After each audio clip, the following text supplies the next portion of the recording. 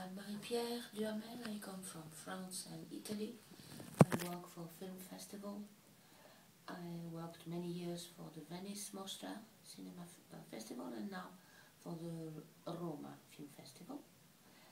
And glad to be here as every year, as each year for Viennale.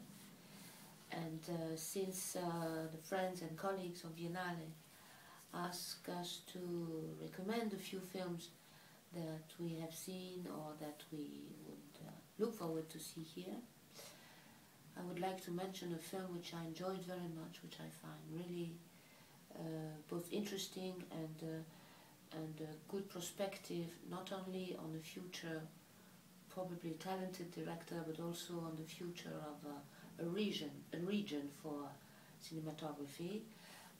The film is called 2 Meters of This Land. It's a film from a Palestinian Spanish young filmmaker.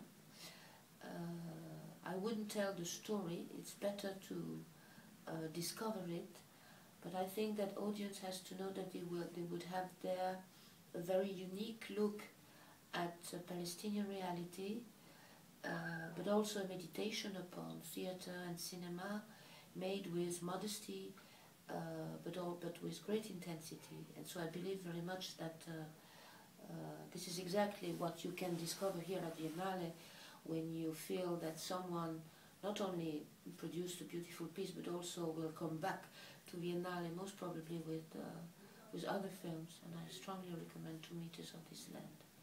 In another genre, I urge everybody, if they can, to go and see Johnny To's Dujan, because it's a thriller. It's about drugs and gangsters and so on. And it's very interesting because Johnny To is very famous, and I guess many Viennale audience are familiar with him.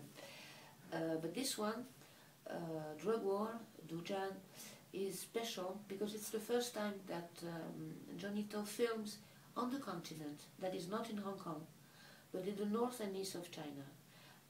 He made films on the continent before, but in the south, places which are touristically interesting and not narratively interesting. And this time, because it is a continental production and not Hong Kong only production, he shot in the north of the country, and the audience who is a little familiar with Johnny To will discover the way he sees another topography, another geography, cities and people and highways which are different from the Hong Kong landscape, and how he invents narratively something very specific with that, in a thriller that I would dare to say the ending is up to Peckinpah's Wild Bunch, no less, I would say.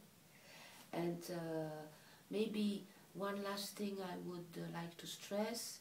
I have seen the program dedicated to the short films of Johann Lurf, an Austrian author of so-called experimental cinema. It's cinema.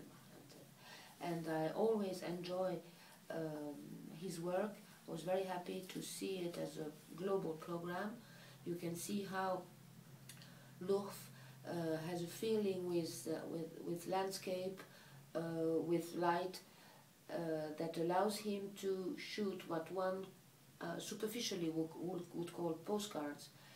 But the editing and the construction of each of his short films gives to this look at landscapes and light, night, day, movement or not, a deep political feeling. And he's, to me, one of my favorite director in this genre of cinema here in Austria, and I always ask people to go and discover him if they don't know him yet.